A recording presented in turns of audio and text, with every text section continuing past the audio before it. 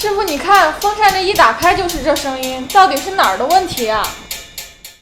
别着急，风扇异响有噪音，今天我来教你怎么解决。风扇灯异响一般有这几种情况。首先，我们来听一下这个声音。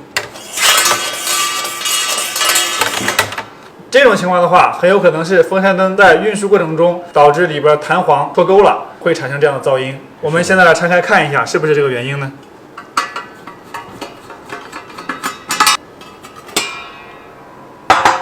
的确是有这样一个弹簧脱钩了，我们现在把它给挂回去。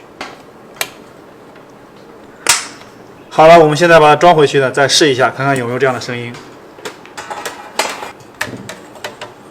现在已经没有噪音了。